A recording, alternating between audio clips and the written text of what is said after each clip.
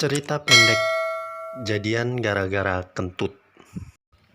Namaku adalah Rio, umurku 17 tahun dan saat ini aku sedang mengenyam pendidikan di salah satu SMA yang ada di pinggiran kota di tempat di mana aku tinggal. Di kelasku, aku menyukai seorang cewek yang bernama Elsa. Elsa adalah seorang gadis yang manis, baik, ramah kepada semua orang, mudah senyum, dan penampilannya pun sederhana. Sehingga banyak cowok-cowok yang suka kepadanya. Salah satunya aku. Elsa ini pun tak hanya penampilannya saja yang sederhana. Makanan kesukaannya pun sederhana, yaitu makanan-makanan khas Indonesia. Dan yang paling dia sukai terutama adalah rendang jengkol. Dan yang membuat kurang baiknya adalah Elsa ini sering kelepasan lantaran sering buang angin sembarangan. Tapi walaupun begitu, aku tetap suka padanya. Aku telah lama menyukainya sejak pertama kali aku melihatnya. Walaupun Elsa gadis yang sederhana, tetapi tidak mudah juga untuk menaklukkan hatinya. Berbagai cara sudah aku lakukan untuk menaklukkan hatinya. Dari mulai pernah memberinya bunga, pernah juga aku mengikutinya dengan motor saat dia naik angkot menuju rumahnya. Aku hanya ingin tahu di mana rumahnya, karena saking ingin tahunya aku tentang dia. Aku juga pernah memberikan dia hadiah sewaktu dia ulang tahun. Tapi semua usahaku itu belum menghasilkan apapun. Dia masih tetap menolak aku. Kadang aku bertanya dalam hatiku, apakah karena aku orang desa? Aku hanyalah orang desa yang tinggal di pinggiran kota dengan rumah yang sangat sederhana. Pergi sekolah pun terkadang aku naik angkot dan sesekali naik motor. Itu pun motor milik ibuku. Ibuku adalah seorang guru SD yang mengajar di sekolah yang sama tempat aku sekolah. Ayahku sendiri adalah seorang tukang becak motor yang setiap hari menarik di jalanan dan di pasar-pasar. Kalau dipikir-pikir sih nggak terlalu jauh perbedaan kami. Dia juga rumahnya sederhana, hanya saja tinggal di satu komplek perumahan kecil di pinggiran kota. Ayahnya adalah seorang supir angkot, di mana angkotnya juga sering ku naiki kalau pergi sekolah naik angkot. Dan ibunya sama seperti ibuku, adalah seorang guru yang mengajar di SD. Kami sudah sangat dekat. Aku juga sering menraktir dia makan, jalan-jalan, bahkan sering menemani dia dikala dia mau ke pasar atau membeli sesuatu ke toko maupun mencari sesuatu ke toko buku. Saat dia mengajakku, aku pun selalu dengan senang hati menemaninya. Bahkan aku sering memesankan ojek online buat dia dan aku bayarin juga untuk ngantar dia pulang. Tapi walaupun sudah banyak yang kulakukan buat dia, itu belum cukup juga. Aku masih tetap dianggapnya sebagai teman biasa. Tetapi walaupun begitu, aku tidak berkecil hati.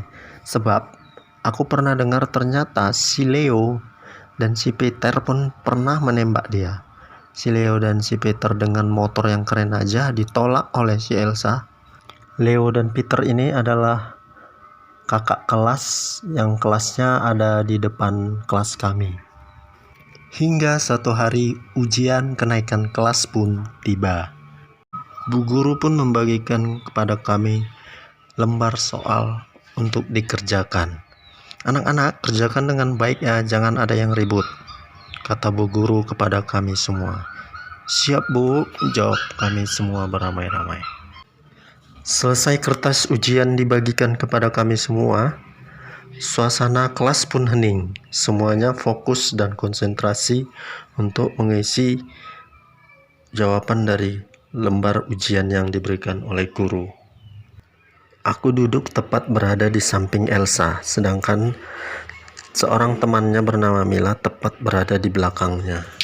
Dan saat suasana hening pun tiba, tiba-tiba terdengar suara seseorang membuang angin. Dan aku berpikir itu udah pastilah Elsa. Karena suasana kelas saat itu memang hening, suara itu pun bisa terdengar oleh seluruh ruangan kelas, termasuk ibu guru yang langsung memandang ke arah kami dan bertanya, "Siapa itu?" Tidak ada yang menjawab. Hanya beberapa orang terlihat menahan ketawa dan beberapa orang yang tidak bisa menahan tawanya. Ibu guru masih terus memandangi ke arah kami dan dia mulai bergerak mendekati ke arah kami, mendekat ke arah Elsa dan memandang kepada Elsa. Sepertinya ibu guru pun sudah mulai curiga bahwa Elsa lah orangnya. Kulirik ke belakang ke arah Mila yang duduk tepat di belakang Elsa. Mila sedang memonyong-monyongkan bibirnya, menunjuk-nunjuk dengan bibirnya seolah-olah memberi kode kepada bu guru bahwa Elsa lah yang kentut. Aduh, gawat kalau sampai bu guru benar-benar mempermalukan Elsa. Elsa bisa malu banget ini, pikirku dalam hati. Aku harus berbuat sesuatu. Aku pun mengangkat tanganku dan bilang, "Bu, saya yang ketut.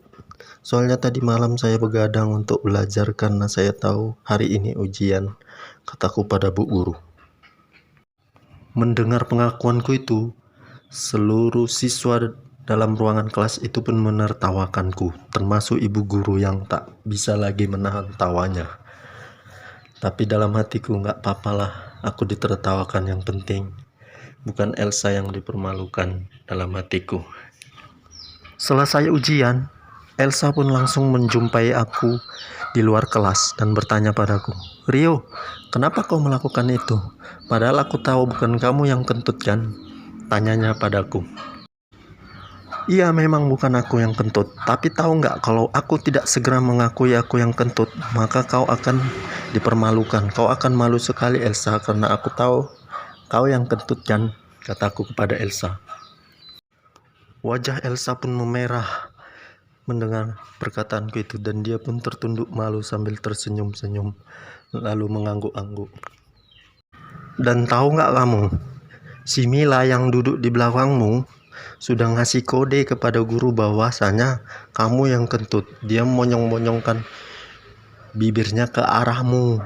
Bahkan ibu guru sudah memperhatikanmu terus karena kode dari si Mila itu.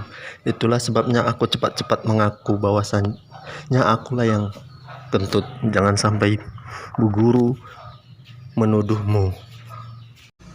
Elsa pun mengangkat wajahnya dan berkata, "Terima kasih ya yo, udah menyelamatkanku," kata Elsa dengan wajah yang masih merah sambil menahan rasa antara lucu dan bahagia.